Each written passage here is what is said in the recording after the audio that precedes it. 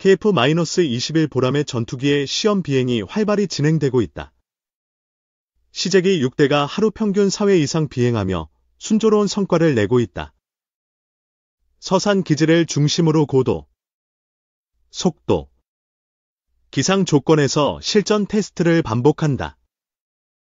폴란드 공군 사령관과 인도네시아 인사가 시제기의 탑승의 비행을 체험했다. 이러한 사례는 KF-21의 성능 검증과 외교적 상징성을 동시에 보여준다. 이는 수출 가능성을 높이며 글로벌 시장에서 존재감을 드러낸다. KF-21은 더 이상 개념 단계가 아닌 양산과 수출을 앞둔 전투기다.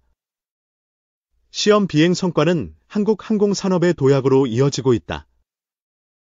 정부는 3조 7천억 원을 투입해 국산 전투기 엔진 개발에 착수했다. 항공엔진 전문 인력을 200명에서 600명으로 3배 확대했다. 목표는 F414 엔진을 초월하는 추력과 연비의 차세대 엔진이다. 이는 외산 엔진 의존을 줄이고 항공 주권을 실현하는 방안이다. KF-21은 수백 가지 항목을 검증하며 하늘을 가른다. 엔진 독립을 위한 설계와 실험 데이터는 한국연구소에서 축적되고 있다. 세계는 한국의 단계적 기술 진화를 주목하고 있다. 이는 현실적인 5세대 전투기 개발 전략으로 평가받는다. KF-21은 무리한 5세대 스텔스 개발 대신 단계적 진화를 택했다. 4.5세대 블록 1을 2026년까지 확보하고 블록 3으로 5세대로 전환한다. 외국 전문가들은 이를 현명한 접근법으로 극찬한다. 이는 F-18 전투기의 점진적 성능 개선과 유사하다. 한국은 항공엔진 자립을 위해 핵심 소재 기술을 국산화했다. 하나에어로스페이스는 단결정 촌해열 합금 기술을 확보했다. 이 소재는 1600도 이상의 고온에서도 안정적으로 작동한다. 미국, 영국, 프랑스도 극비로 다루던 전략 기술이다. 한화의 촌해열 합금은 미국 엔진 메이커의 납품 검토 대상이다. 이는 상용화 수준의 품질로 글로벌 경쟁력을 인정받는다. 영국 매체 셰퍼드 미디어는 한국을 전투기와 엔진 동시 개발 국가로 분석했다. 포브스는 한국의 성공이 아시아 기술 구도를 바꾼다고 전망했다. 터키는 F-35 프로그램 제외로 트펙스 엔진 확보에 어려움을 겪는다. 인도는 프랑스 라팔 엔진 기술 이전을 거절당했다. 한국은 고온 합금, 냉각 채널, 정밀 가공 기술을 내재화했다. 니켈 추합금 3D 프린팅 기술도 실용화를 목표로 한다. 이 기술은 초음속 무기체계와 고성능 가스터빈에 적용된다. 레이저 클래딩 기술은 부품 수명을 늘려 예산을 절감한다. 연간 2,500억 원의 부품 교체 비용과 1,200억 원의 정비 비용이 절감된다. 이는 기술 자립과 예산 효율화의 큰 성과다.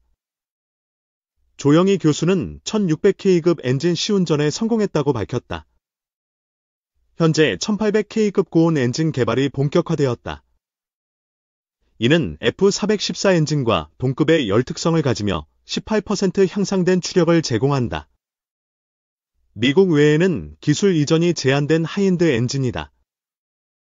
한국이 1800K급 엔진을 실용화하면 KF-21의 슈퍼호넷급 추력이 가능하다. 이는 세계 방산 시장에서 독보적 위치를 의미한다. 고온 합금과 정밀 냉각 채널 설계의 융합이 핵심이다. 연소실과 터빈은 수천 도의 열을 견뎌야 한다. 3D 금속 프린팅으로 복잡한 내부 채널을 제작한다.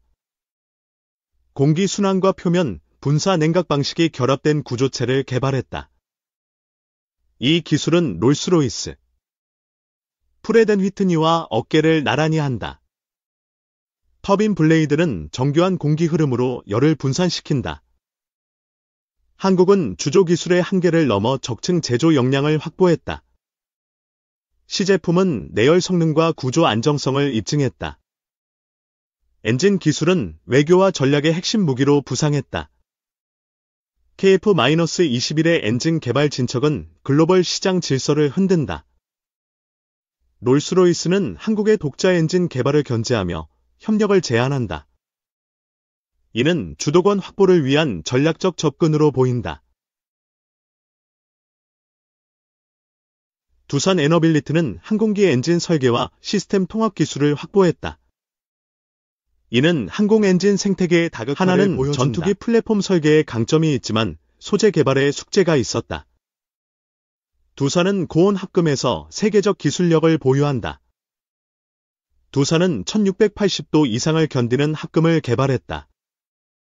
냉각 채널과 TVC 기술로 열을 분산하며 성능을 최적화한다.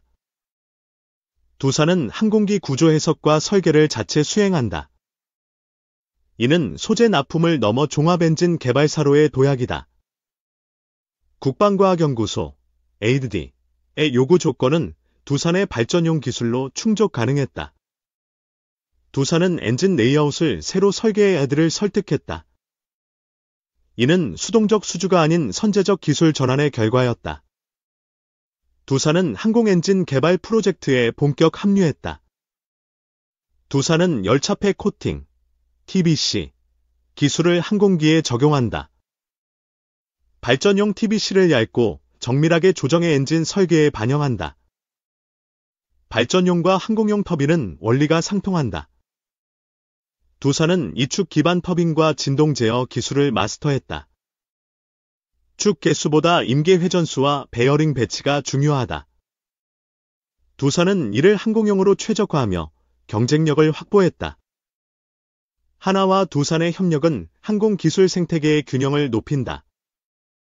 두 기업은 복합 개발 구조로 시너지를 창출한다. 일부 전문가는 두산이 하나보다 기술적으로 앞섰다고 평가한다. 발전용 고온 합금과 이축 터빈 경험이 이를 뒷받침한다. 미국 전문가는 한국의 기술 진척 속도를 높이 평가한다. 10년 내 독자 엔진 체계 구축이 가능하다고 전망한다. 한국은 소재과학, 유체역학, 시스템 통합을 돌파하고 있다. 국산 엔진은 세계 하늘을 누빌 심장이 될 것이다. KF-21 개발 일정은 과거 기적에 가까운 도전으로 여겨졌다. 하지만 이제는 놀라움과 경외의 대상이다. 미국과 유럽은 전투기 개발에 15년 이상 걸린다. 한국은 10년 만에 이를 따라잡으며 6세대 기술을 준비한다. KF-21 블록 1은 공대공 무장 체계를 완성했다. 블록 2는 공대지. 블록 3는 완전 스텔스화를 목표로 한다. 스텔스 기술은 1999년부터 민군 협력으로 개발되었다. 레이더 흡수 도료와 형상 설계는 2008년 실전 적용되었다. KF-21 블록 1은 외부 무장으로 완전 5세대는 아니다. 하지만 블록 3에서 AI와 스텔스 성능이 본격 적용된다. F-35 대비 스텔스 성능은 다소 부족하지만 다른 국가 전투기보다 우수하다. 록히드 마틴도 한국의 스텔스 소재를 주목한다. 중국은 J-20을 자화자찬하며 한국 기술을 폄하한다. 일본은 미국 기술 베끼기라는 억지 주장을 펼친다. 이는 한국이 기술 자립 강국으로 성장한 반증이다. 일본은 한국의 개발 속도를 조롱했지만 현실은 다르다. 일본의 F-3 개발은 삐걱거리며 영국, 이탈리아와 GKP로 전환했다. 하지만 이 프로젝트도 난항을 겪는다. 일본의 F-2는 F-16 베끼기로 실패작 5명을 얻었다. 지가피의 유로파이터도 생산 중단 위기에 처했다. 일본은 50조 원을 투입했지만 F-3 전력화는 불투명하다. 단가 5,700억 원으로 수출 경쟁력이 없다.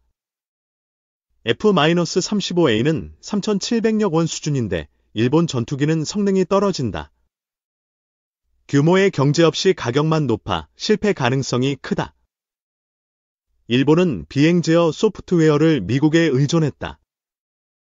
F-2는 절반짜리 자립에 그쳤으며 기술 한계를 드러냈다.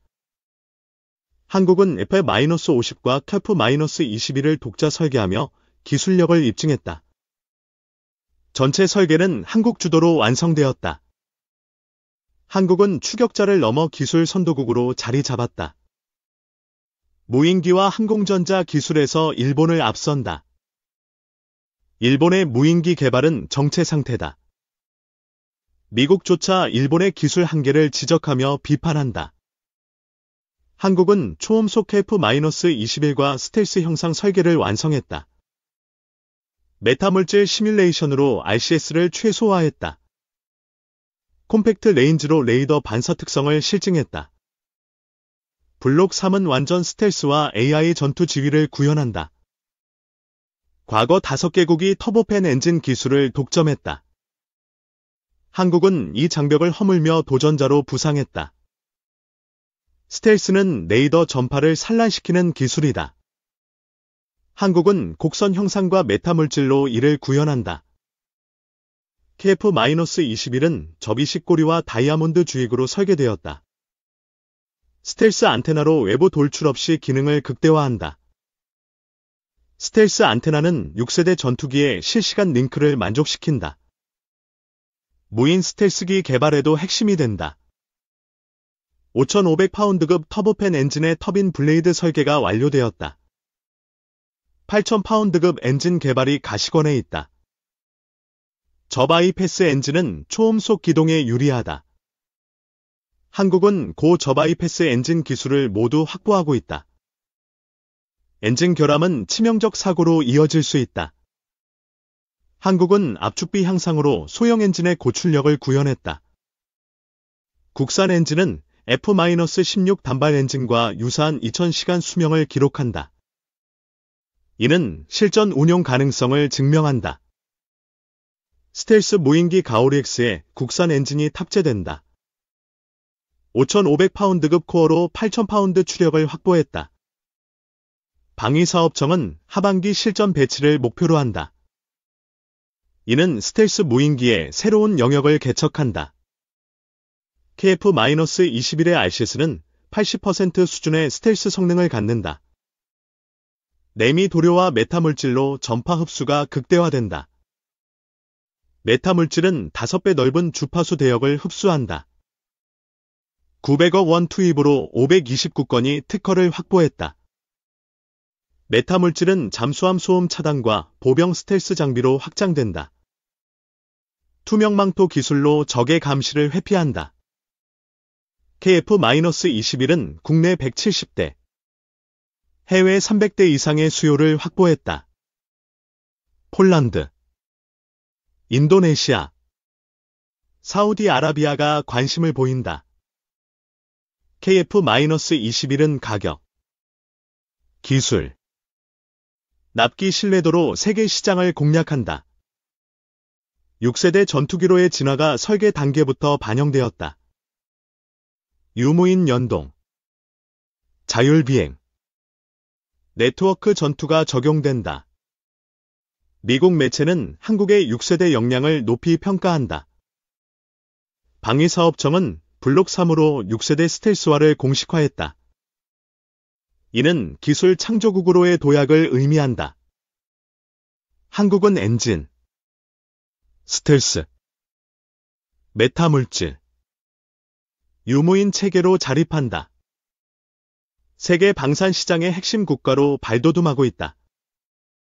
KF-21은 한국 영공을 넘어 세계 하늘을 누빈다.